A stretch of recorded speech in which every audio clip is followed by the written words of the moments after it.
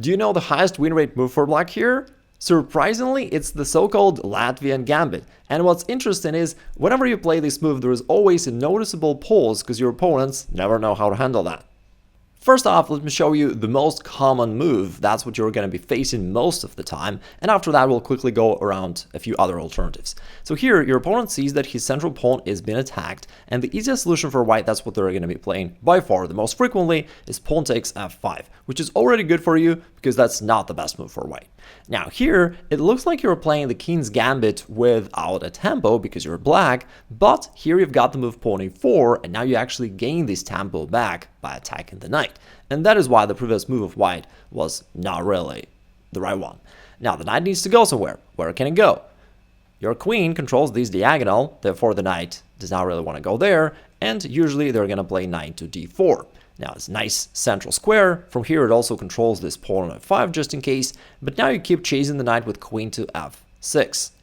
And again, the most played move by white here, because probably they don't want to retreat, is the move pawn to c3, which looks like it makes perfect sense. They solidify the knight while the knight guards this pawn on f5, therefore you cannot take it back. But there is a significant downside to this move. Now this move obstructs development of the other knight, which is now crying right there in the corner, being unable to develop, and that's actually another step in the wrong direction for white. You keep challenging this knight once again, and they usually trade because they're not following this channel and they don't know that to take is a mistake. After this trade, another nice thing happens to you. Here your bishop is getting ready to develop.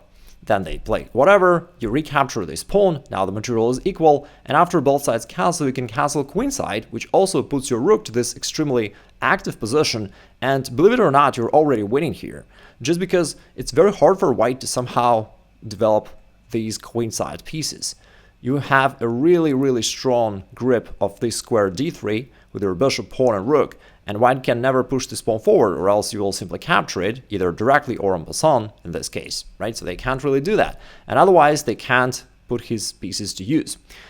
Let's say they place whatever, you now can develop your rest of your pieces and launch your own kingside attack. Here in this position, they see that there are opposite side castles, and they wish to launch their pawn storm. They go pawn to b4. What they're hoping for is something like bishop comes back. They're going to play a4 and keep developing their queenside attack against your king. Therefore, after they've played pawn to b4, they're feeling strong, but you're about to put their confidence in check. And that brilliant move wins the game on the spot. It attacks both the king and the rook, and if the bishop is captured, there's this really annoying discover check, which also grabs the queen on the next move. And by the way, of course, if you turn on Stockfish, it'll tell you that white has an advantage here, don't try this at home, all this stuff. But in reality, I can tell you that I tried it many times and I checked the database. It is an extremely low percentage of white players who are capable of finding proper way for white here. So if you're below 1500, I would not worry about that at all. Again, in most cases, they're getting a capture of this pawn, which is wrong, because that allows you this central advancement, attacking their knight. If they don't want to move the knight away, then they may try queen e2, which pins your pawn down to the king and attacks the pawn simultaneously. But you can play a symmetric move, unpinning the pawn and threatening the knight once again. By the way, for the OGs who are familiar with the Rousseau Gambit, you can see some similarities. Basically, you're playing the accelerated Rousseau Gambit. Now, the knight is coming to d4, and now all the same stuff. You challenge this knight. If they trade off, great for you, because now your bishop is also getting active right here. On the next turn, you recapture this pawn, and here after d3, if white wants to somehow complete their development, the easiest way for black is simply to capture this pawn on d3 and to get a little advantage in an endgame.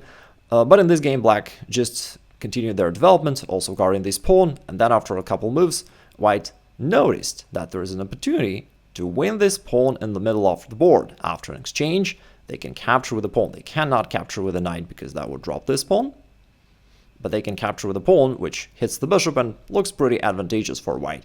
But once again, we're going to put your opponent's confidence in check, this time with bishop a3. What? Instead of defending one bishop, you're sacrificing your second bishop. Pretty impressive stuff. And white is going down here. The idea is you threaten to just capture this pawn, and from there to attack both the knight and the rook, and otherwise, what can white do? Also, your rook is about to enter the game, which is also annoying. Your other rook is controlling the d-file. Very important. Therefore, white can never castle queenside, for example, because you control this square.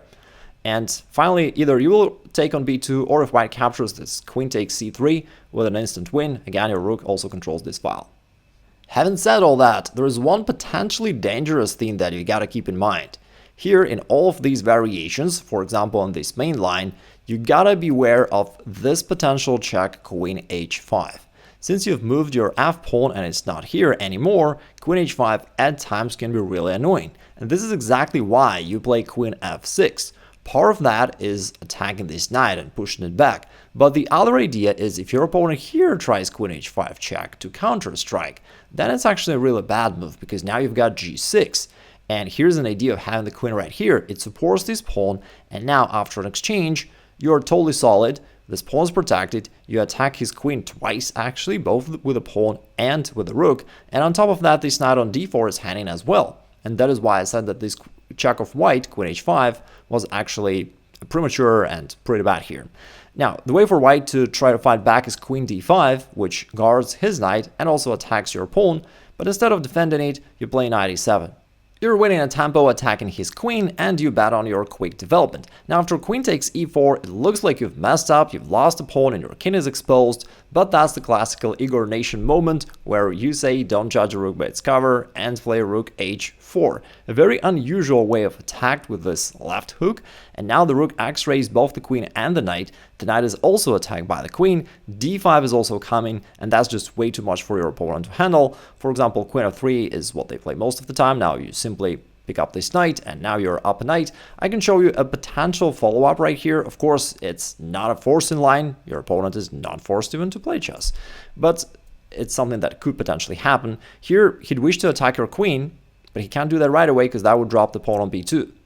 Therefore, he goes knight c3 first, but now you play knight e5 and you strike first. You attack the queen. It does not have that many squares to go to. If it goes here, then knight f5 is another attack. And again, this time there is only one square for the queen to go to, because your knight guards this pawn, he cannot capture it, and the queen is attacked. And if the queen advances forward, bishop h6, winning one more tempo, and now after queen to f6, you've got a beautiful finish. I'll give you a few seconds to find it on your own. It is knight to f3, a beautiful discovered attack. His king is in check, and on the next turn, you're gonna grab this queen. And by the way, if you want to know how to find such attacking opportunities in your own games and not blunder them from your opponent, I've got a free masterclass about that. I'll link it below, you can check it after the video. Another potentially challenging move to face is bishop c4 when he's controlling your weak diagonal, and now after an exchange in the middle of the board, it looks like you're going down, but you've got a strong counter queen g5 which turns the tables. Now both the knight and the pawn on g2 are attacked, but white usually goes knight f7 because that's what they were going to do anyway, and it looks strong as it hits your queen and the rook. But queen takes g2 counters the rook, and from there it's gonna threaten check to the king. This is really annoying, therefore they go rook f1, but now you have another strong move, pawn d5. You're gaining a tempo for your development, and you attack the bishop. You're ready to sacrifice a pawn for this, because now you also have this diagonal open for your bishop, and you can land it to one of those advanced squares for your attack. Now here, objectively speaking, computer says that knight c6 is the best move for black, bringing one more piece into the attack, because from here the knight can possibly jump there, and here, or maybe go bishop g4 or bishop h3. All these threats are just waiting for black, but there is another move which is, in reality, usually leads to an even quicker checkmate. It's the move bishop g4 right away, hitting the queen. The queen has nowhere to go. f3 is the only move to save it, and now the situation looks really messy, and you play bishop e7. A tricky move with an unobvious threat, and frankly, even if white notices it, it's very hard to defend anyway. And after almost any move of white, there's bishop h4, the sudden left hook that wins the game with something like scholar's checkmate. Now let's talk about the strongest reaction of white, which is knight takes e5, a less intuitive move, but the most challenging one. Here, white grabs the central pawn and threatens queen h5 check. We know that this is dangerous, and therefore you play queen f6. This is the move that hits the knight, and now queen h5 is no longer an option because it looks strong at first, but after g6, white will realize that his queen and knight are both attacked and white cannot save them. Therefore, that is just a blunder. White will lose one of his pieces. Queen h5 is not an option. Otherwise, the knight has to go. What should white do now? Well, just retreating, of course, could save the knight, but it's simply passive, and it is better for white to play d4, which not only guards the knight, but also establishes this pawn in the center, opens up the bishop, and does a couple of good things. Now, you play d6, gaining one more tempo, attacking the knight. And here the issue for white is usual retreats don't really work, because if the knight retreats to its usual square, here or here maybe, then after pawn takes, you just gain one more tempo, chasing this knight around the board, and there aren't any convenient squares for the knight to go to at all. And if white tries to counter with bishop g5, hoping to somehow also gain a tempo, that makes it even worse for white, because now after you move the queen out, it turns out that the knight can't even move because that would drop the bishop. Now white has to keep the knight right here to support the bishop, or else it will be lost. But if the knight doesn't move, you'll capture the knight. Potentially queen e2 could be a tricky thing for you to handle because it pins the pawn, but now there's a really forcing and really cool variation. Here you play bishop e7, once again covering your king and renewing a threat to his minor pieces, and after white happily trades off the bishop, expecting you to recapture, and then he will be free to move his knight out of danger, you play this powerful in-between capture on f3 while hitting the queen, and that allows you to win a piece while saving a whole lot of threats. That's why the knight does not want to retreat back, and the correct move is knight c4, and that is the main line suggested by classical chess tutorials for white. Now knight c3 hits this pawn, you move the queen to g6, both to guard the pawn, but also to keep an eye on this pawn on g2, which makes it hard for white to develop the bishop, because if the bishop ever moves, that's going to drop the pawn, and that slows white down. Now here, what is also pretty interesting and tricky about this position is that the move that computer suggests as being very strong and almost winning for white is knight to e3 here, which is not an easy to comprehend move, followed by bishop e2, and for whatever reason computer claims that this is very strong for white. But honestly, I'm a grandmaster and I don't fully understand why all that is so good for white and why is that so powerful. Fischer once played this as white. He played here bishop c4, which is a more human move, and lost the game later. Capablanca once faced the Latvian Gambit and lost the game as well. So again, it just goes to show that it's much trickier than computer's evaluation and what it tells you. Alright, back to what we usually face in real chess is the move queen e2. That's what your opponents are more likely to play. A more obvious move, they see that this pawn on e4 is somewhat too advanced and potentially weak. They want to capitalize on that. But of course, you just develop your knight and guard the pawn, they attack it once again. Again, the pawn is still pinned, therefore it can't move. Looks like white is about to win it, but you counter strike with knight to c6, hitting the other pawn of white, and from there the knight will also start attacking all around. That's annoying, white guards the pawn, but now the queen on e2 is blocked by his own bishop, and it no longer is attacks the pawn. That's why there is no issue for you. You can just ignore it and make your usual moves, bishop e7 and castle. And now you're totally fine. The idea is, if he ever captures right here, you can easily recapture. You've got your queen and knight pointing there, therefore you could capture, but it's even stronger to first play this in-between move, which almost wins the game for you because you seizes the initiative and it's like really hard for white to play here. Now you've got knight takes c4 in the next move. Maybe this knight can jump forward and hit something there if required, and you can see that by the amount of errors that I drawn here that white is quite in trouble. For example, if the queen goes here, you can castle kingside, and now this opposition of your rook to his queen is annoying. If white tries to get the queen out of the way, maybe play h3, then you quickly turn his middle game into an endgame.